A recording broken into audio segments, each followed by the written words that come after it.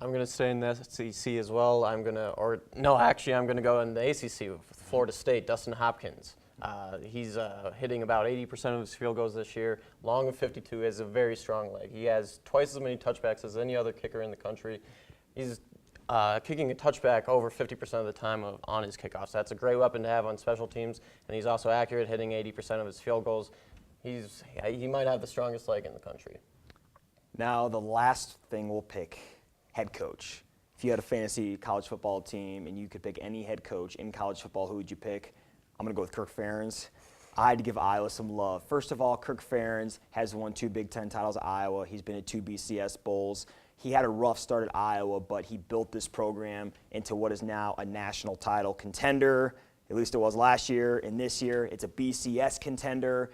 And why do I like him? First of all, you look at him on the sideline, I like his demeanor, I like his leadership, and he's loyal to his assistant coaches. Some people may criticize him about that. I think that's a great thing. This staff has some great continuity. You look at guys like Norm Parker, guys like Ken O'Keefe, they've been here since day one. Coaches like Reese Morgan and Darrell Wilson, who've just been here for a long time. I love the consistency on this staff. A reason why, you just take a look at a head coach. If coaches want to stay at your program and coach for your head coach, you know he's doing a good job. I like Kirk Ferentz. That's my favorite head coach in college football. Mike, you could pick any. I'll take another coach from the Hayden Fry football tree. I'll take Bob Stoops at Oklahoma.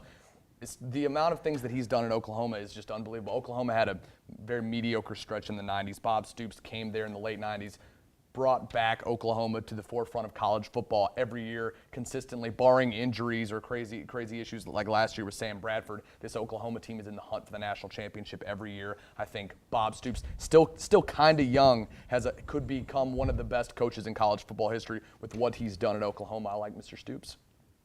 And Alex, you talked a little bit about how Kirk Ferentz is very loyal, and I do love that in a coach. But I'm going to take a coach who's not known for being loyal, but is known for winning, and that's Nick Saban.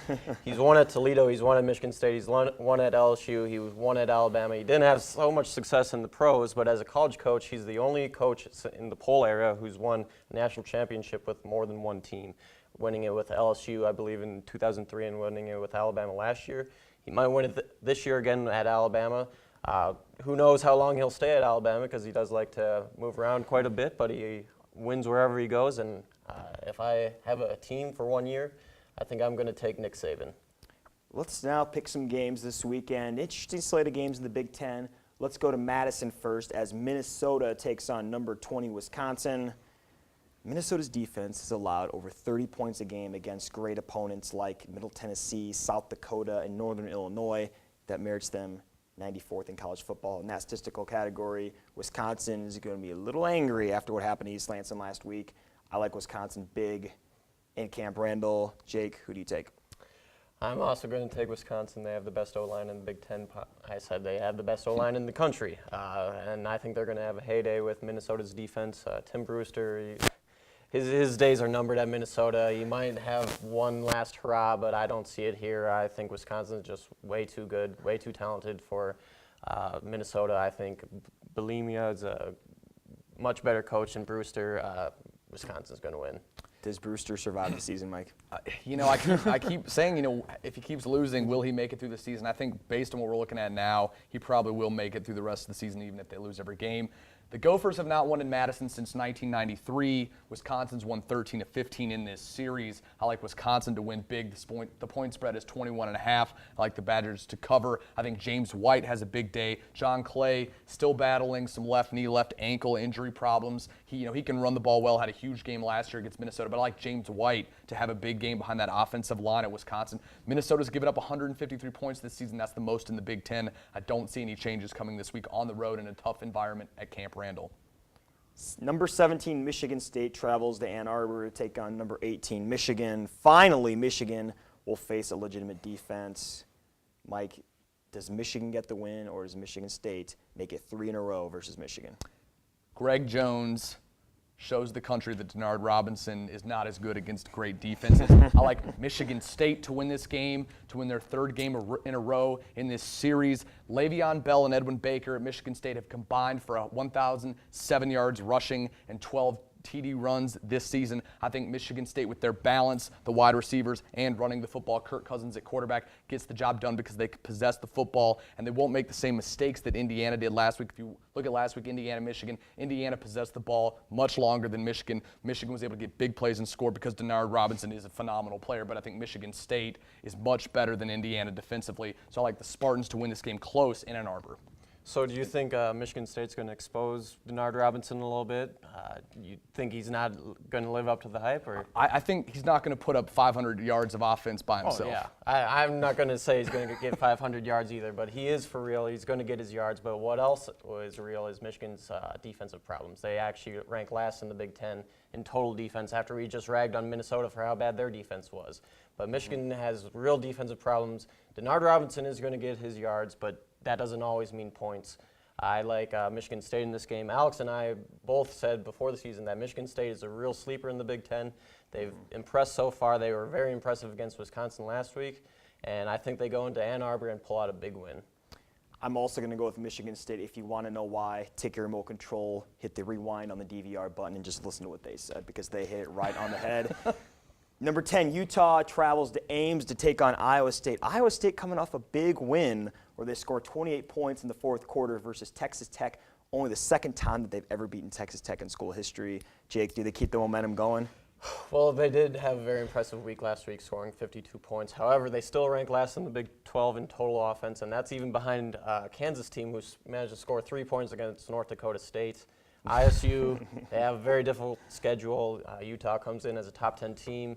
It's going to be very difficult for them to pull it out. I think they have a chance to at least make it competitive, but Utah is going to leave Ames with a win. Mike. Kyle Whittingham at Utah is 10-0 off bye weeks. Utah, this team is always prepared to go on the road and win big games and play well on the road. Iowa State, congratulations for a big win against Texas Tech. Texas Tech team that's 92nd in the country in scoring defense. I think Utah, much more disciplined, and you know how me, I love disciplined football teams. That's why I'm picking Michigan State. I think Utah wins this game, but a little closer than everybody thinks. Iowa State just doesn't keep it going after a big win against Texas Tech. Yeah, I think it's a close game, but I wanted to pick Iowa State in this game. And when I watched part of the game again when it was replayed on TV, I just saw that Texas Tech made so many sloppy mistakes that just gave Iowa State a lot of advantages. And Iowa State, did a good job of capitalizing on mistakes, but I just don't see Utah coming in and playing a really sloppy football game and letting Iowa State get away with what Texas Tech let them get away with. So I'm going to go Iowa State in a loss to Utah, but closer than the experts may think. That's going to be a night game at Jack Trice. I wonder how the atmosphere will be. Yeah, I mean, Taylor Potts of Texas Tech had 5 touchdown passes last week, and they still lost. Utah, much more disciplined, much stronger under the coaching of Kyle Whittingham. Tuberville will get it going at Texas Tech eventually, but this Utah team much better. Yeah, and if Iowa State wants to go to a bowl game, this would be one that you think they got to have. They got a tough stretch in the Big 12 coming up. I think 4 of their next 5 games are now versus ranked opponents. Or I guess you can't count Texas as a ranked opponent anymore, but still a really quality opponent. So they got a tough stretch ahead. Let's talk now about LSU and Florida. Unbeaten number 12 LSU travels to Gainesville to take on number 14 Florida. A Florida team coming off a tough loss to Alabama. Mike, who do you have? I like the Gators in this football game. Les Miles might be the luckiest coach in America. He's poor at clock management. I don't want to say he's a good coach, obviously. He recruits well. I think he does a lot of things right, but clock management is not one of them. But in this football game, Florida, they're going to get the job done. Trey Burton, John Brantley mixing up that play calling. Adazio, the offensive coordinator there, is going to throw the playbook at LSU's defense, which is a good defense. But I like Florida to win this game. Josh Jasper at LSU will kick a couple field goals, but Florida will get touchdowns this week, unlike last week against Alabama. Yeah, and you take a look at that game. I'm glad you brought that up against Alabama. Florida turned the ball over 4 times.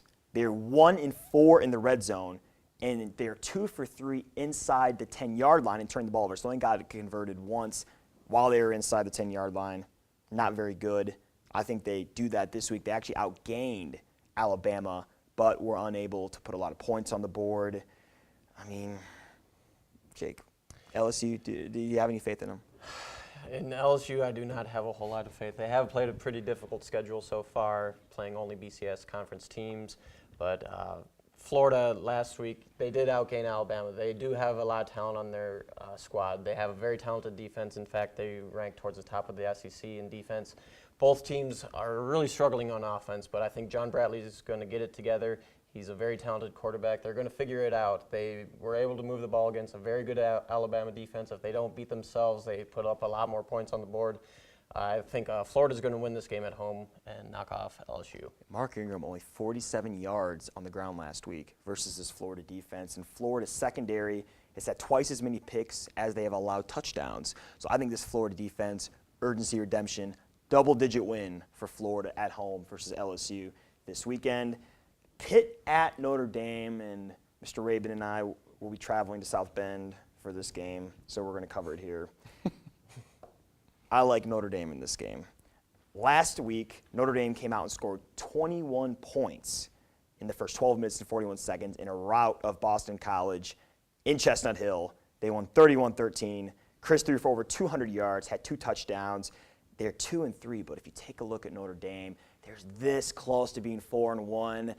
They gave up that late drive versus Michigan. Michigan State had a fake field goal for a touchdown in overtime. Those are both ranked teams that are currently unbeaten. Notre Dame, I think, is an improving football team.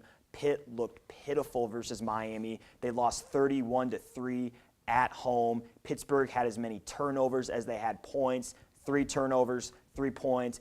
I think Pittsburgh, they've been exposed already. Utah beat them. Granted, it was close. And then Miami totally picked them apart. And Miami made a lot of mistakes in that game, and they still beat them 31-3. I think Brian Kelly gets Notre Dame their first win versus Pittsburgh since 2005. Also, on a side note, Brian Kelly's won 12 straight games versus the Big East. Granted, none of them with Notre Dame, but I still want to throw that out there anyway.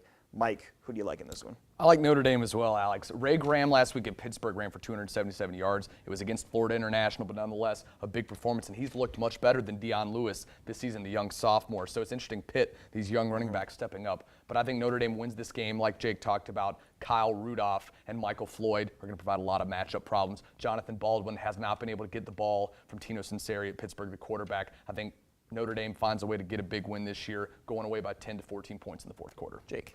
Notre Dame has a lot of weapons on offense. That's why I'm picking them. I said that they had the best wide receiving core in the country, and I believe that. They're going to put up some points on Pitt.